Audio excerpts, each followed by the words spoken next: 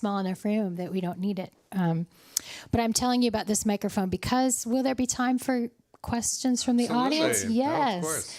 Cool. So when it becomes time for you to ask your questions, we'll ask you to use this microphone so that people who are watching online can see it. Welcome, everybody. Welcome to the Kelly Writers House. This program is hosted by Anthony DeCurtis, the illustrious Anthony DeCurtis, and it's part of the RealArts Penn program series. This event is sponsored by the Creative Ventures program, which supports innovative thinking, creative work of all kinds, interdisciplinary work, artistic practice. It's sort of all of the ways writing intersects with other kinds of art practice. It's what Creative Ventures does here. So before Anthony DeCurtis officially introduces our guest of honor, Alan Light, who it's so good to have back here at Writers House, I want to take a minute to say something about Anthony, who teaches here, has been here as an instructor for 20 years? 20 years. 20 years. This is the 20th year. This is the 20th year. So he's a teacher, an editor, a book writer, an essayist, and an extraordinary interviewer, as you'll see tonight. He makes it seem like no prep is required, you're just talking, which I know is not the way it actually works. And at Writers House, we benefit from all the ways Anthony brings those things together, that combo of teacher, editor, writer, interviewer. He helps bring extraordinary people here to Penn, people who are doing really cool things. He helps introduce our community, especially students, to people who are doing really cool things and writing about really cool things. People who are committed to writing about the arts, working in the arts, thinking about the arts. And I want to say that network includes students and it includes alumni.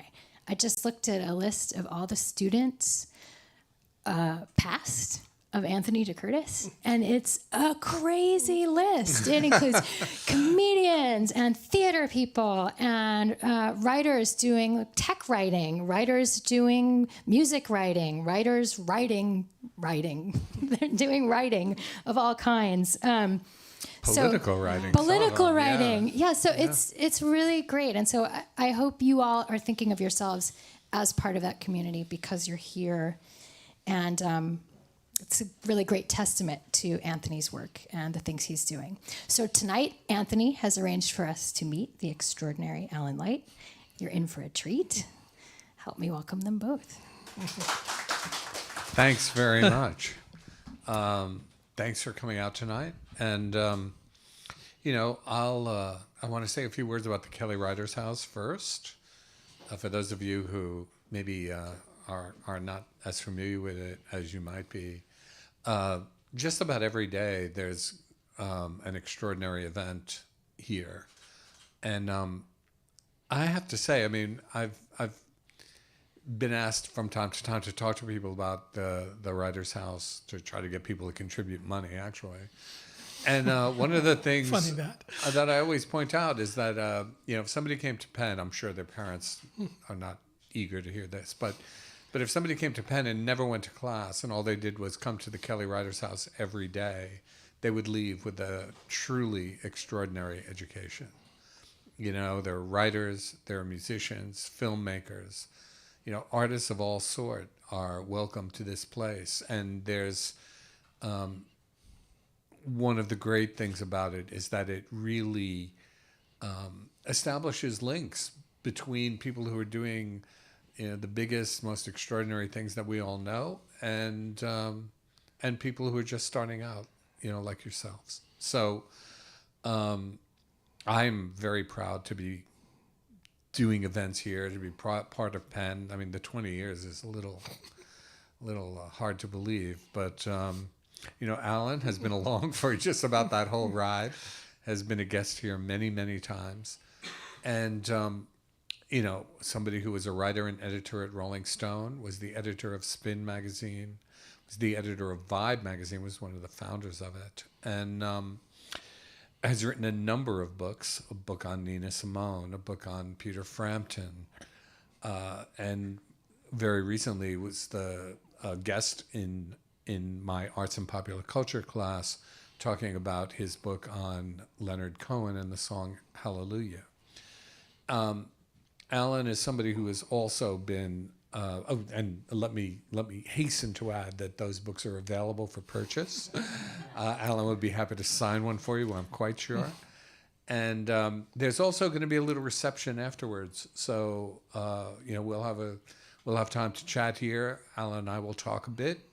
You'll be able to ask questions, but then we can all, over a piece of fruit or a piece of cheese, have a conversation afterwards. So thank you all for coming, and especially Alan, thank you for being here today. I'm thrilled to be back. Always love coming down here. And just to echo what you said, and I just said this up in your class, there are people who I met, students of yours over the years, who I have remained in touch with for close to those 20 years. The community that you build and the connections that get soldered together within this building are, I can attest to what those can be. It's amazing what happens here. Yeah, it's something I'm really proud of, to be honest. I mean, it moves me, to know what your contacts with Paul Farber, for example, or Catherine Wise, or various people over the years who, have come into your ken. But there are many others. I mean, I sort of see this as a a kind of full-time job, like out beyond your time in class. For those of you who are in my class. So thank you for pointing that out. And, you've been helpful to so many of my students, which I'm deeply grateful for. But enough about Penn and the Kelly Writers House and my students. And let's start by talking about let's talk about the Holy and the Broken. Yeah. And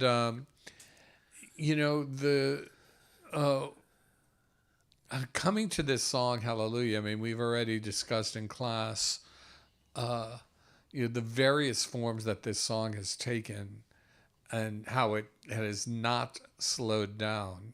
And, how that process got underway and how it came to your attention is, where I want to begin today. Yeah, and apologies to Anthony's students who will have to bear with me repeating some of this. But I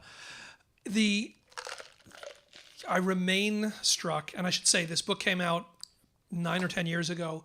We just put out what we have here, which is an updated edition that came out to coincide with a documentary called Hallelujah, Leonard Cohen, A Journey, a song that was inspired by my book that opened over the summer.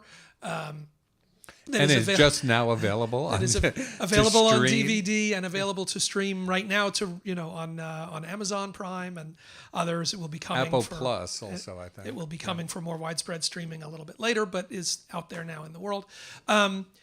But when I first started thinking about this project and when I first started thinking about this song, what was so striking and remains so unprecedented to me is the crazy trajectory that this song has had that is so unlike anything else that I can think of. Hallelujah, of course, now is one of the most beloved, one of the most anthemic, one of the best known songs around the world. There are hundreds and hundreds of versions of it. It's been used in countless movies and TV shows and singing, competitions and on and on and on. But when this song came out, when Leonard Cohen recorded and released this song in 1984, not only did nobody notice this song and nobody talk about this song, but his record label actually rejected the album and passed on putting out the project that would have introduced Hallelujah to the world. When I think about any other song that occupies a space in the world, the way that Hallelujah does, and we can all think of songs like Imagine, songs like A Change Is Gonna Come, Bridge Over Troubled Water, like those big, universal, beloved songs. Every one of those people got right away. They were big hits. People wrote about it. It was, recognized that these were important songs right when they came out. And as a result, those recordings were sort of definitive recordings of those songs. Anybody who performs Imagine, to this day, you're comparing in your head, how is this like John Lennon's version? How is this not like it? Hallelujah came out, nobody noticed it, nobody paid any attention to it. 10 years later, Jeff Buckley recorded it with a version that has come to be very beloved in the world, but a record that really nobody bought at the time or paid much attention to either. It starts to pick, a couple of movies, a couple of things happen. And then in 2001, a couple of really major things happen.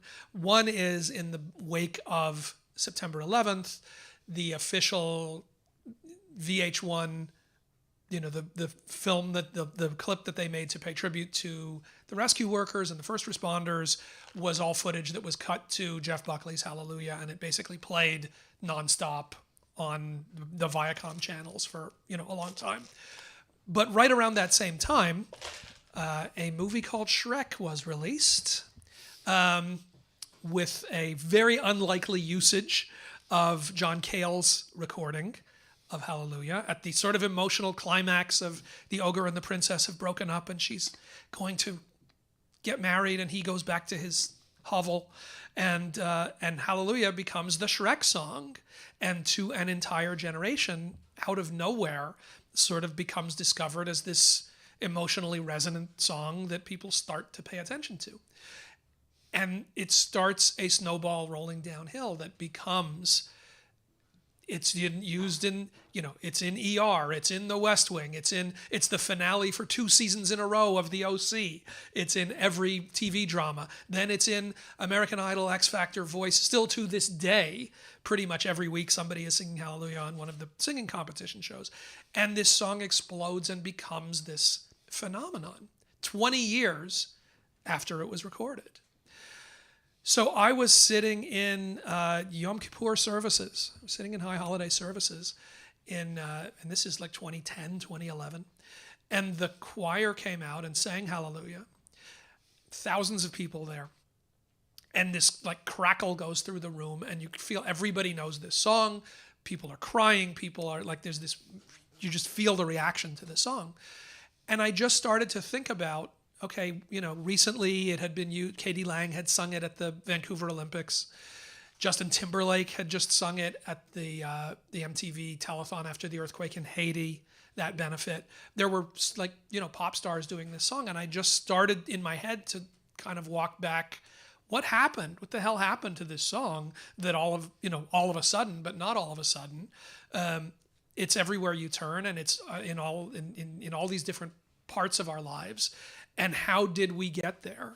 And that was the journey that I wanted to take in reporting what became the book, to talk to people involved in the recordings, to talk to people who had performed it over the years, different interpretations, different covers, different versions, to talk to regular people out in the world and how they used it at weddings and at funerals and within their own life, and try to figure out this, this incredible path that this song had taken that, like I said, I still just can't think of anything else comparable. I mean, you think about, like, just said this upstairs, but like Van Gogh never sold a painting in his life, and it was only after he was gone that people realized this was a genius. Maybe there are things like that, but miraculously, Leonard Cohen was still around and got this incredible victory lap in the last few years of his life, where he became a bigger star than he had ever been, where he was playing in bigger arenas and stadiums and festivals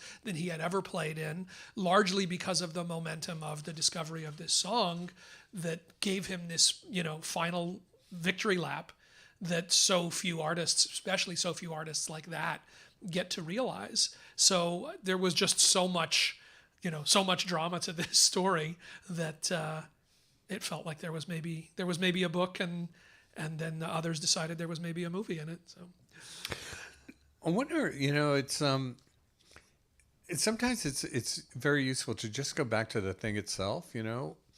What do you think it is about the song that allows it to kind of manifest in all these different ways? Yeah, I mean, that's always the It's always the ultimate mystery, right? And it's But something that, also can get lost Yeah. in the phenomenon aspect of it. yeah, I think there are a couple of things. I don't know that there's ever a definitive answer to it, but I think there are a couple of things to point to. And the first thing is that, you have to remind yourself, particularly, right? You're writing this book and it's who's singing which verses and who's changing which lines and they dropped and they did this.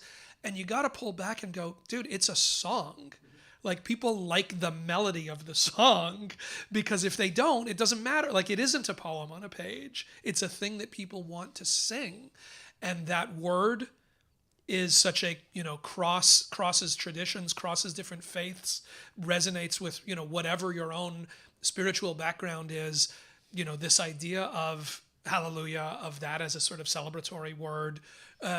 That's there in all, in so many different traditions that, some of the really bad, and there aren't many really bad versions of hallelujah. Like, the ceiling's pretty high. If you just do it, it's pretty good. But the ones that are bad often are just like, okay, how do I just get to that? Can I just get to the chorus? I just want to sing the hallelujah part. I don't have to sing those other words. And those are the ones that just kind of lay there. But I think that, that's a big part. I think that the melody is a big part of it. I think that the sort of impact and resonance of that word and that idea universally is a big part of it. I think that, there's something that's very mysterious and kind of opaque in the lyrics. There's not a single interpretation of what's going on in that song, particularly as you add or subtract verses and kind of mold it into the song you want it to be. There's also a kind of, to this day, and even before that song, like something, hallelujah, this thing finally happened. I finally got the thing I wanted. Yay, this is great. But the song also gets at, there's a kind of melancholy to it, and, much more sort of introspective, something that counters that celebration. And it's a really delicate balance, and you see it's gone through sort of different phases. I think that when Leonard wrote it, when he talked about it, when he wrote it, that it was for him ultimately about sort of persevering and overcoming adversity, whether that's romantic adversity, whether that's, just spiritual, whether that's just life, that it's about sort of, he says different, he said it different ways, but basically you can shake your fist at the world, or you can say hallelujah for the wonders of what the world is. And I sort of do both of those things. So there was a sense of sort of hard-fought triumph in his initial conception of that song. But I think that then, he was a 50-year-old man when he wrote that song. When you get to Jeff Buckley as a 25-year-old singing that song, it's much more romantic melancholy. It's much more about sort of discovering heartbreak. And it becomes much, that iteration of that song was the sad hallelujah. That was a very moving part of the film, actually, where, when Jeff Buckley says, I feel like I'm a boy singing it as opposed to like Leonard Cohen. I hope he doesn't hear me. I hope he doesn't hear it, because I feel like I'm just a boy singing that song, which is a wildly perceptive. It's a really telling thing.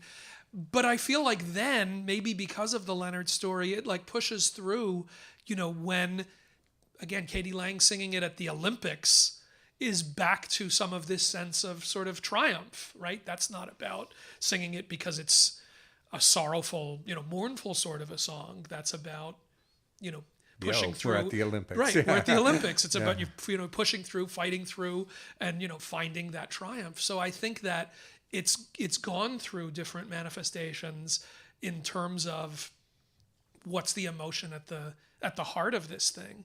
But again, because there isn't one definitive, classic for everybody recording of this song, because you're given permission to adapt it into what you need from it. Again, that's when it becomes a song you can play at a wedding and at a funeral. That it can be all of those emotions, that it can be this range of things, that you can find what you need in that song, and that's okay, that there's permission. Imagine famously, there's that one word that gets fought over. You know, John sings in the song, "Imagine no religion." Yeah. And, you know, as you know, like the estate says they get requests all the time. We want to sing the song. Can we just make it Imagine One Religion? And they're like, no, you can't. That's not the song. Sorry. And people do it anyway and then sort of get eviscerated on social media for you screwed up the meaning of the song. With Hallelujah, there isn't that same sense of you have to hew to a certain thing. You want to, you know, you drop over. You don't want to sing, "She tied you to the kitchen chair." That's weird to sing in church. Don't sing that verse. It's okay. That became, You have 20 other verses. to yeah, pick that from. became, you know, part of it is sort of take from this song what you need. You know, want to just talk just a little bit more about this song, and then like move on to, you know, some of the other many things that you've done. But where is the song going? I mean, obviously, you know, you've talked upstairs about, you know, the fact that it really has not lost any momentum. It's you know, I talked to Paul Simon when I was working on the book, and he kind of said, you know, "Bridge Over Troubled Water" was that song. Like that at state funerals and at big events, like that was the song. He's like, and then Hallelujah kind of took that spot, and he wasn't bitter about it, but he did sort of note like, yeah, I wrote one of those, and then people moved on to this other one, but doesn't seem like they've found at some point inevitably something else kind of has to take that spot. But you know, it's 10 years since this book came out, and I did an updated edition, you know, to come out with the movie because there's all these other things that have happened with the song in the interim. There's all these other, you know, different uses and different versions and different places that it appeared. I just said upstairs, you know, I wrote near the end of the book, I write, you know, it's become so big that like we're waiting for the comedy version. Like the Weird Al version of Hallelujah has got to be coming. And I wrote that, and 2 weeks after the book came out, it was the big benefit show for Hurricane Sandy after that, you know, destruction. And Adam Sandler came out and sang, "Hallelujah, Sandy, screw ya."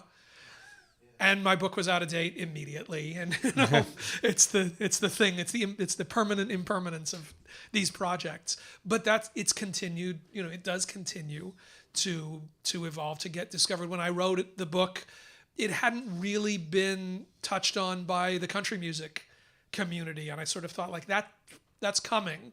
There's a fit that's there. And since then, Keith Urban did it, Leanne Rimes did it, Carrie Underwood did it. Like it's, you know, Eric Church did it, who's featured in the film. Like it moved into that community in a different way. So it still feels like it's finding different slots and different opportunities until, you know, out of some other nowhere, something else comes along that, you know, that becomes that song.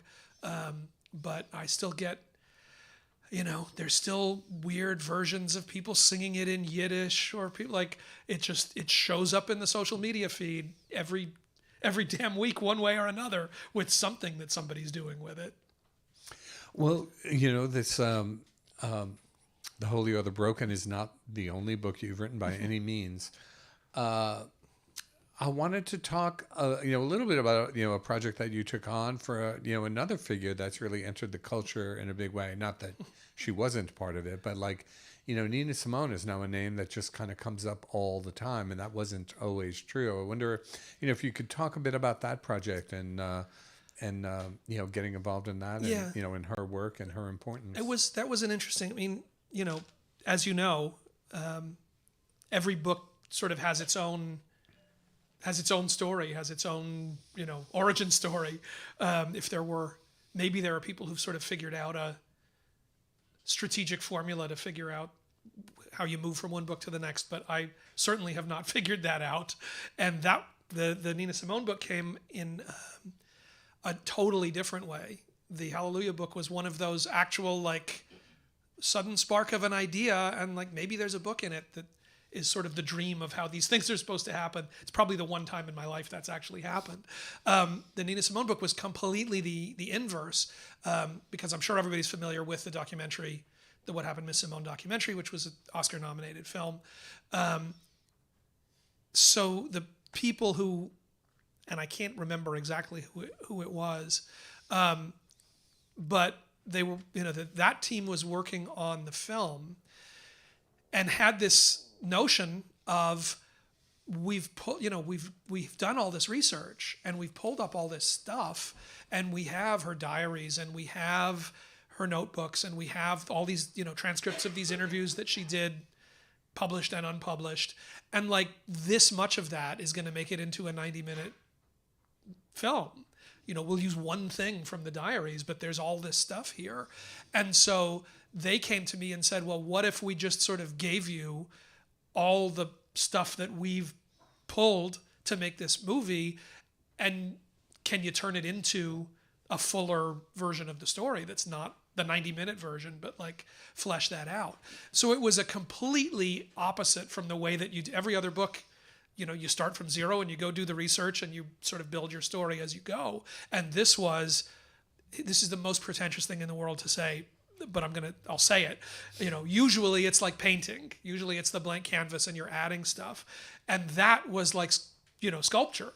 It was like being given the rock and now chip away all the stuff that isn't the sculpture. And so it was a really different, like, editing, honing all this stuff down, and then sort of configuring it into a narrative that was just a very different experience. It was fascinating because it just meant diving all the way in. Here's the whole thing, go, and then figuring out how to shape that into something that made sense as a book. So it was, as an experience, it was a really interesting exercise, and really interesting, again, to be given access to stuff that otherwise you just never would. I mean, nobody who set out to write a Nina biography would be sure, here's everything. Here's everything. Here's her, here's her diaries. Here's the, whatever, like good, bad, and otherwise. So it was, it was a really cool thing to be entrusted with, and to work with, and complicated to, again, to just figure out, like, where do you go with all of this, and how do you find the thread? But then because there was such reaction to the movie, because it really did sort of propel her so far forward in the culture and in the discussion, it really sort of felt like, not quite like I'm working on this book about Nina Simone, who's that, to when it comes out, like, oh, there's a book. Nina Yeah, Simone, great. Yeah, was, that happened in a relatively short period of, short time span. One of the things, obviously, you and I met at Rolling Stone, and certainly back then, and even when I started, teaching here, as we've said over and over again, 20 years ago, the trajectory and the notion about what journalism was very different. And one of the things, I remember as the years went by, I was telling my students, and that I've tried to enact myself to one degree or another, and that you've certainly enacted, is to be nimble, and you just mentioned winning an Emmy just recently. I did just win an Emmy award. Well, totally weird thing. We need to hear a little bit more about that, but also, doing stuff on Sirius XM,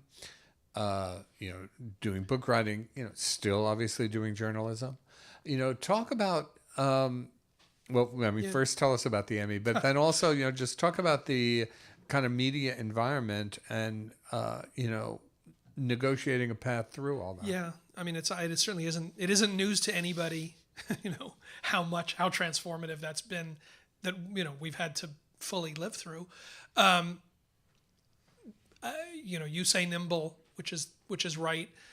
Usually I say it as a willingness to shapeshift is, paramount, as it continues to transform, particularly in our world, the way that people consume music, the way that they find music, the way that what it is that they want to be told about music, what you are able and given access to in terms of how you can tell those stories. All of that has gone through a top to bottom upheaval. And so, at various moments, I've had to, and I think this is a good exercise for anybody at any time. I've had to just stop and go, what do I like about this? Like, what is it that I actually, I edited magazines for a long time, worked at magazines and then edited magazines for a long time. And when I shut down the last magazine that I worked on, I launched a magazine from zero, wrote the business plan, raised the money with my publishing partner. Anthony came and worked with me. We worked on a magazine called Tracks in the early 2000s. And then my investor went away and we had to shut it down. And to sit down and just say, look, if the answer is what I like about it is I like editing magazines, that's one kind of a conversation. And that may not be a viable thing staring down where the world is going. If the answer is I like championing these artists that I believe in, I like telling these stories, learning about this history, trying to put together, the things that are important to me about, music in the world and music and culture. Okay, then what are the ways that you can do that? What are the ways that you can immediately conceive of? And then what else is out there that may happen? And when people approach you with things that you may have never thought about ever, when somebody, came to me 6 years ago saying, we're launching this new channel on Sirius XM that's going to be, a music talk channel. Do you want to maybe come and, host one of our shows? Like, I haven't done radio since I was in high school, but okay, let's try it out. Absolutely. Let's see what that is and see, maybe that's a way to be able to do this and to be able to tell these stories. And it's, and it's been great. It meant learning certainly, a different set of skills for how do you do that, talking live, talking with callers, all of the like radio stuff. But okay, you see if you can figure that out or not. Certainly there's been such an explosion in recent years around music and documentaries and music and film.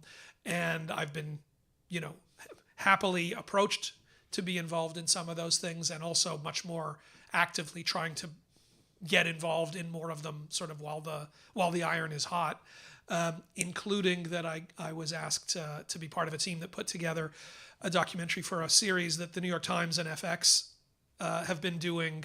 The famous one of these was the Britney Spears documentary that set the world on fire, came out of that series. But I was approached to be part of the team that worked on a film about Janet Jackson and essentially the reaction response to the Super Bowl halftime show and what that meant in the culture and to the world. And that piece, we just won an Emmy 2-3 weeks ago.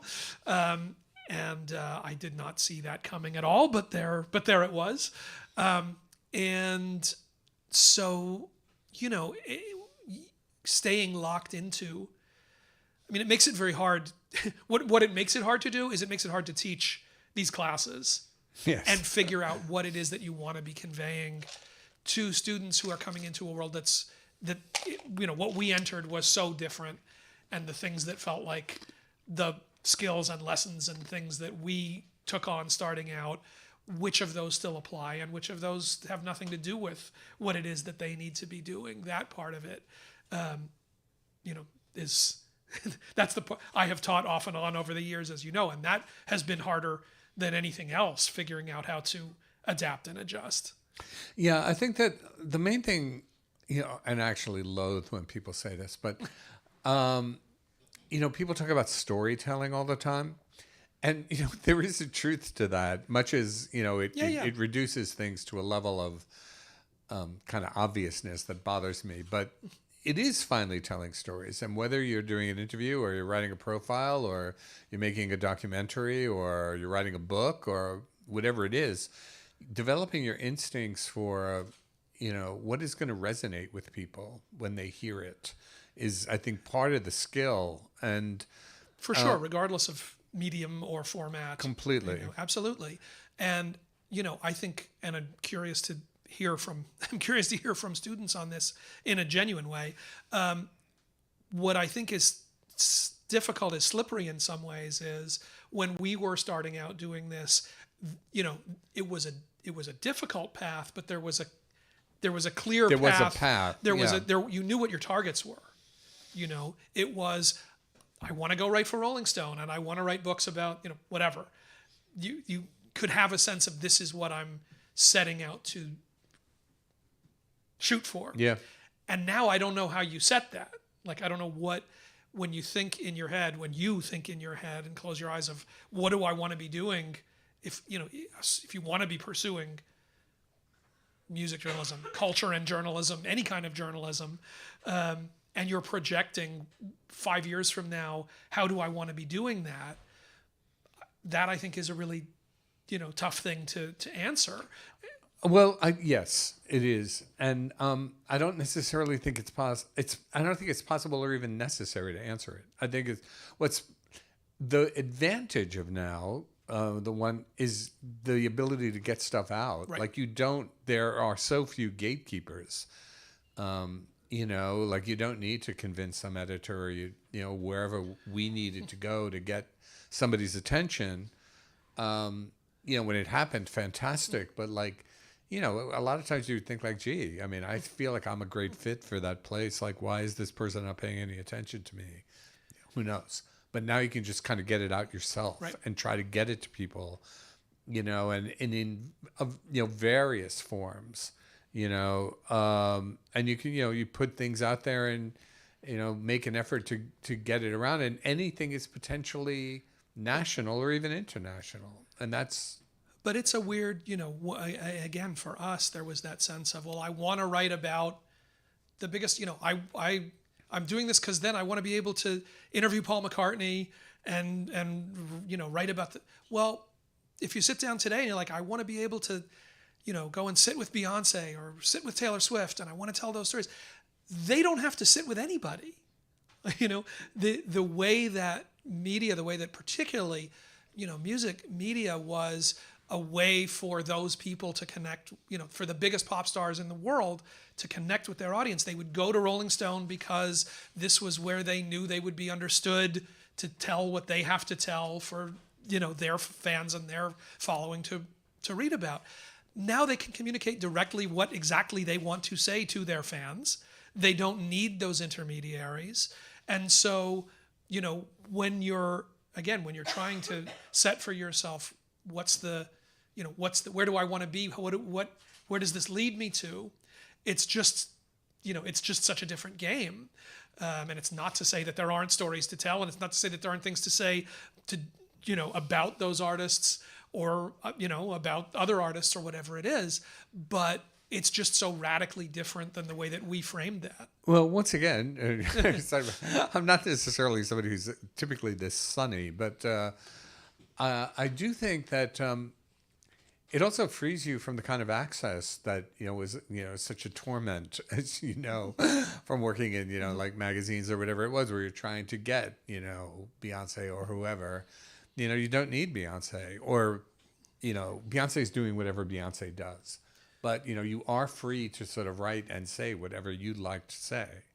And so, it's this complicated environment that we're all kind of living in now, just has these varying elements to it that, but I think finally the one thing that we could say is that, I just never would have conceived that things would have changed. People say all the time, the internet is as, ever since the printing press or whatever. I think that's no question that that's true. That it has been that dramatic in terms of its impact on culture and communications. But it's, it's opened doors as well as closed. Yeah, So. and I think to return to, where we started off on this, that willingness to, to be open to different ways Completely. to do this stuff, to say, okay, whatever it, I thought that it was, I thought that this was about writing in this way, but it's about using what I learned over here to go and, work on this other way. It was not that big a jump to work on some of these documentary projects, particularly having worked on things like big oral histories. Like that's that same sort of a project. You do a lot of interviews, and then you're, putting together the story through the words of all the people and participants in that story. That's largely what you're doing when you're putting a documentary together, a film project together. So, I had the framework to think about that, even if it comes with other questions and other requirements. And I will say, and this is, then we'll open it up to your questions and comments and whatever is on your mind. But, I do think that, and not just because we're at the Kelly Writers House or this is a writing program, writing is the kind of elemental form for all of this. I mean, I feel like, we still do to speak about, cultural literacy or, computer literacy or whatever kind of literacy. It's like, it's all a kind of literacy. This is not to say, by the way, and I don't believe that writing is superior to making a movie or any of that other stuff. I really tend to see these things in, just for what they are. And if you do them well, they're all fantastic. But writing is the most elemental aspect of it. And if you can put together a story, put together an article, put together a piece, the kind of organizational skills and skills of articulation that come into play there are the basic tools that you need to go and do any of these other things. Well, anyway, what's on your mind? Any of you have any questions or thoughts or comments or things that are rattling around in your brain? Excuse me. And, he's got a camera, he's got a mic, he's got it all covered. Yeah, don't forget. Yeah, exactly. I'm talking about multimedia, right? Yeah, here. Completely. Thank you so much for being here. Example. Everything was super interesting. I was wondering, with the expansion of extreaming with stuff like SoundCloud, how has that shifted music journalism or your personal music journalism, if it has? Yeah, enormously is the answer, because it gets to a basic question of what are you doing? What do people want you to provide? When certainly in a pre-streaming world, the notion that one reason to read criticism was, is this something I want to go out and listen to or not? Is this a record I want to buy or not? Is this something I want to pay attention to or not? It wasn't the whole job, but that was part of the job. Now, if you're interested in something, you listen to it. There isn't that. So you have to do something else with the writing. The writing has to add some other layer to the way I'm going to get this sentence wrong. I quote this sentence all the time when I teach. There's a jazz writer named Albert Murray who I think it's from a book called Stompin' the Blues. And he wrote, the primary objective of criticism is to make an aesthetic work more accessible. And I go back to that idea a lot. The primary objective, not the only objective, but the main objective of criticism is not to say thumbs up, thumbs down, is not to say green light, red light. The main thing is to make it more accessible, to help give somebody a way to think about what this thing is, music, movie, book, whatever it is. And I think that is more true than ever, because the sort of consumer guide part of it, who cares if it's something you're interested in, So I think that it didn't, that was always there, but I think it puts a very different burden on why even bother. What's the reason to do it? And the reason to do it has to be to help somebody understand it, help give them a different way to think about it. Whether they agree with whether you like it or not, almost doesn't matter, because it's, it needs to be additive in a very different way. So yeah, it's totally, it puts it totally inside out when access, in the same way that access isn't the issue for your writing, you can get anything out there. Access isn't the issue for what you can listen to. You're not bound by, I've got, $20 a month where I can buy one CD and I have to choose what that's going to be, or otherwise I hear what's on the radio. So, writing about music, writing about any of the arts, but especially music, because we all live and swim in music, 24 hours a day now. it becomes a very different job. I think also, let me just add to that. I think that's also the most fun kind of writing to do, where you're,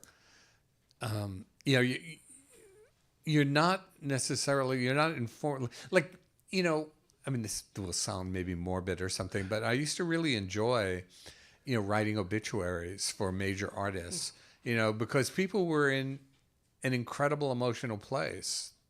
They were feeling something. And so that, whether that was, Johnny Cash or John Lee Hooker or whoever I might have been writing about, Ray Charles, people were right there. And, it wasn't like, oh, what is the new album like? Or right. What's the third song like? Or, any of that. Like, you're going after something that people are already committed to. And you're trying to enliven it. It drives me crazy when people say, even about something like Hallelujah, you're like, oh God, I've heard that song so many times. What is it? I can't even hear it anymore. I mean, I get that, but man, that's somebody's job, your job in your book, in this movie's job, to make that song come alive again and to make people realize what is meaningful about it. And that's the most fun writing to do, right. To get in there and go after, something that everybody thinks they know already. And not that like, oh, I'm so smart, I'm going to teach you new things. It's no, man, I'm going to put you in the place where you can feel this. And that's great. And give you some other entry point, give you some other way in than what you already had. Exactly. Okay. Oh, he's already done. Sorry. Oh, there you are. It's done, man. So He was standing next to me. Yeah. I want to go back to Rolling Stone magazine as a base point up to kind of the age we're in now, social media, TikTok, whatnot. It occurs to me that when Rolling Stone was created, what was happening with that magazine was that the politician who did an interview in that magazine and the rock star that did an interview in that magazine existed in the same pages and were almost on the same platform. That it gave the rock star artistic status and it gave the rock star cultural and social status because you covered serious issues. Going to your point about a Taylor Swift with a gazillion followers who can speak directly to their fan, we're missing the cultural critic who helps interpret all of that. I wonder, will these young people who are training and being educated to become cultural critics, do they have to evolve to write and think and interpret for the rest of us what the artists are doing now, so there's not just an unbroken line between the artist and the consumer, but for someone to help us call balls and strikes if that artist is full of it? Does that make sense as a statement? No, question? it's an excellent question. How do we train this next generation and I would for that? say that that's the thing. It's not that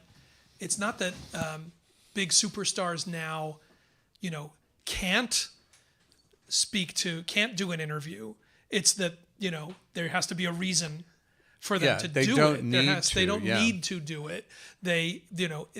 But it does something different. It tells something else about the story when they do choose to do it.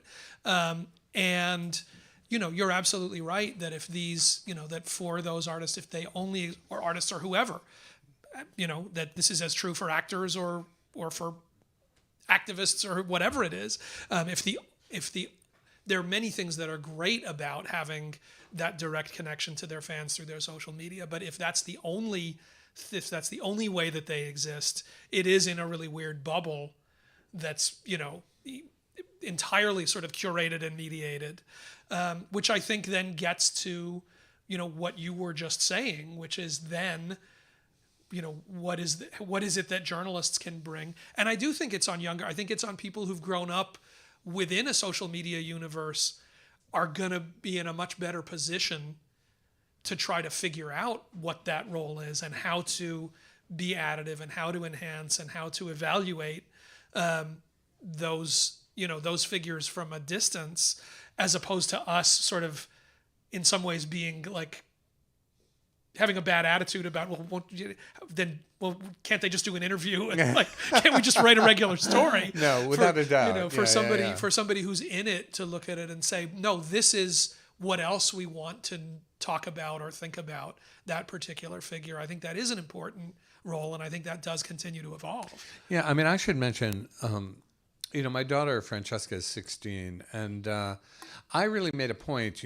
People were always saying to me, "Oh, did you talk to her about when you interviewed George Harrison, or whatever?" And I didn't try not to. I brought it up if it seemed relevant, but I didn't want to be like, "Let me sit down and show you what's the important music," But she would hear it if I was playing it, or and like I'm really struck by how expansive her tastes are. Like it. She's listening. That is another thing I think that the digital world has brought is like, like Francesca's crazy about Jimi Hendrix. And so like if I sit and tell her, well, I saw Jimi Hendrix perform. It means something more because like she looks at Jimi Hendrix not like, oh my God, that's some old guy. Because if you look at Jimi Hendrix, man, he looks like he's right there. Yeah, completely. And that flattening of chronology that the digital world has brought is a kind of real gift. 100%. And it's going to be really wild, interesting to watch how that develops musically because among other things, you see a real blurring and ultimately I think a real collapse of sort of the idea of genres. Mm-hmm. Like she doesn't listen thinking there's a country song here and a pop song here and a hip hop song. Like that's just all in a playlist universe. That's not how people listen. That's not how kids think about this stuff. And you hear country records that are made the way hip hop records are made. They grew up listening to that stuff. And so I think that that's going to continue to be really, as those continue to become the kids who are making the music that people are listening to, it's going to unfold in a lot of, I think, really unexpected ways. And the other thing I think to keep in mind is that the way that music infiltrates the culture is so much, like Francesca, finds, as we all do, there's, you watch Stranger Things and, you're getting like a little course in the music of the 80s, like, or, in any other show that you want to watch, is using music, just in, generally pretty creative ways. And, that's a different life from certainly the way I grew up, when... Well, and then with the immediate ability to access that stuff and chase it down. Yeah, it and doesn't find just out, flicker, oh my God, who it doesn't is just that? flicker across the screen. It's, oh my God, I'm going to go listen to Kate Bush. Yeah. That's a there whole we other are. thing. Yeah, exactly. So,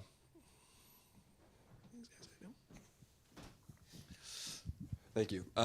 Thank you for coming today. I noticed like a lot of your work is centered around like rock artists with Greg Allman or Peter Frampton or things like that. And I'm just curious how you feel about sort of the cultural decline of rock's like relevance and how you as a music critic and writer sort of deal with that, and also maybe where you feel it's going in the future. Yeah. Mine's been an interesting journey in that I spent a bunch of time, deeply immersed in hip hop at Rolling Stone. That's sort of where I started. It was the early 90s. It was like the greatest time in the world. It was I got to write about Public Enemy and NWA and De La Soul and like the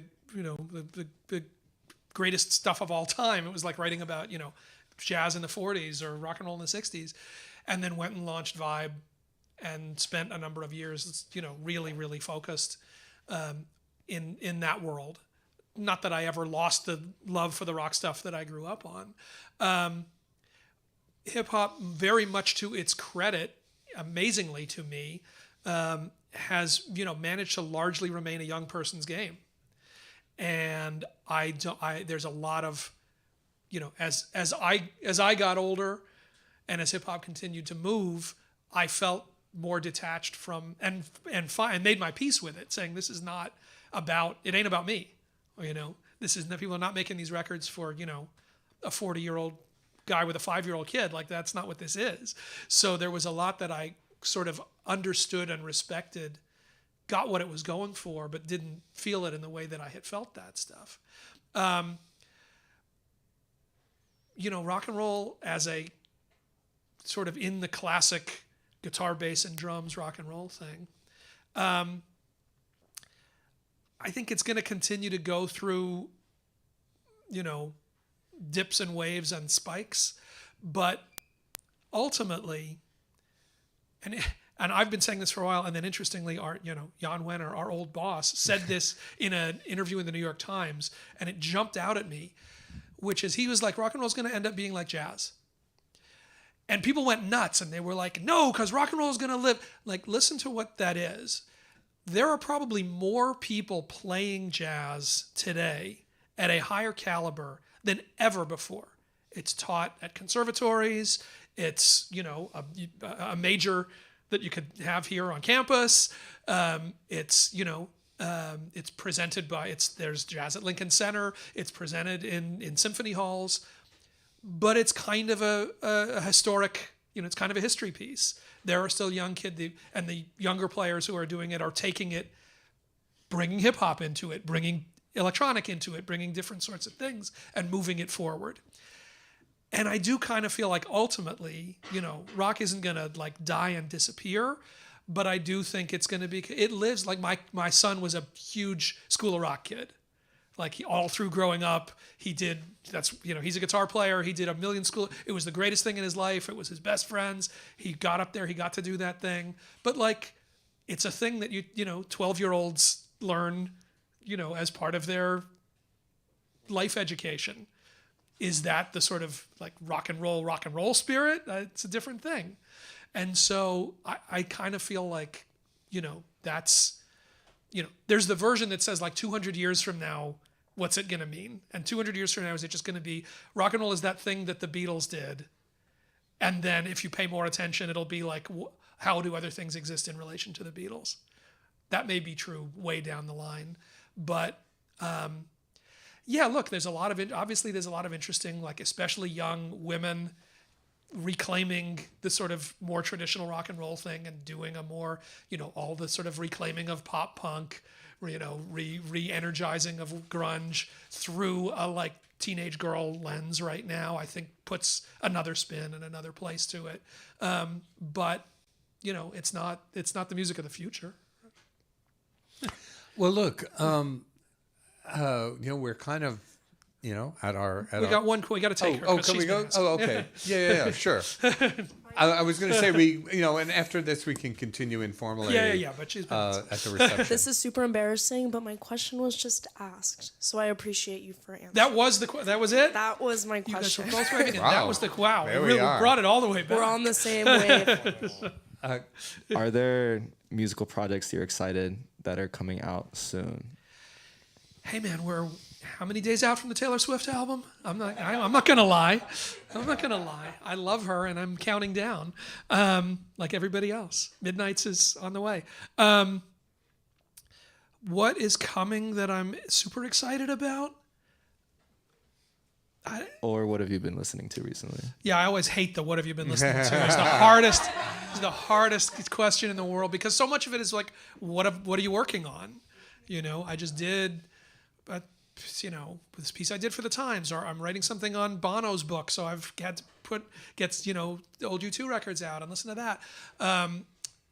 In terms of like new stuff, God, I don't know. It'll come to me when we're sitting over there talking about it.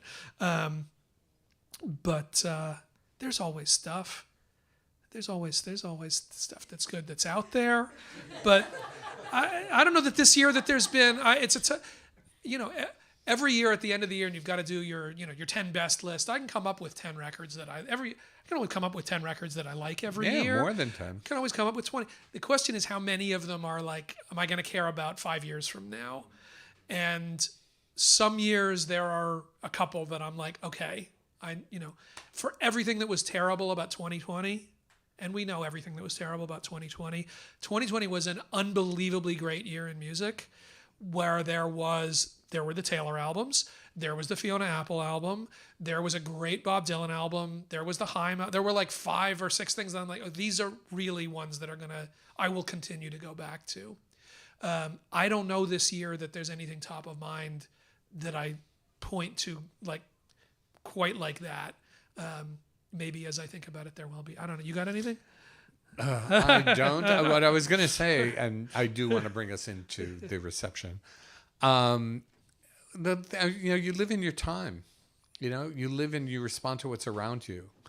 I mean, I never, one of the things, when I was first looking for academic jobs before I, went into journalism, I had gotten a PhD in contemporary literature. And the one thing that I loved about contemporary literature is that, and it was specifically contemporary fiction, was that, the stuff had nothing, there was no canon. It was just, you just read it and you responded to it and you put it out there. And it used to annoy me so much when I would go for job interviews and people would say, well, which of these books, Mr. DeCurtis, do you think will last? I don't know.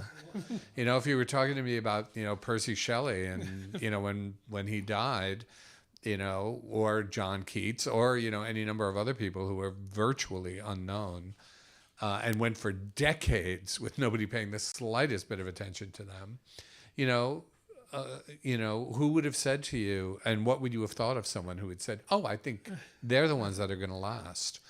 I still do believe like it's fun, like it's fun to just encounter the stuff and listen to it and respond to it and feel something about it. And if you have a chance to write something about it or, make a film about it or do a book about it or, whatever it is, because in and of itself, it's been one of the great pleasures of my life.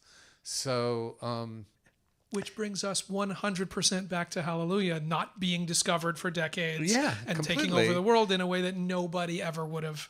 Completely. And, the sensuality of it and the passion for it, that's kind of finally got to be the driver, Yep. It's popular culture. You're supposed to like it and get excited about it, Supposed to be popular. Yeah, precisely. Well, Alan, thank you so much. I mean, it was such a great pleasure. And please do come and join us. And, if you're up for it, buy a book, too.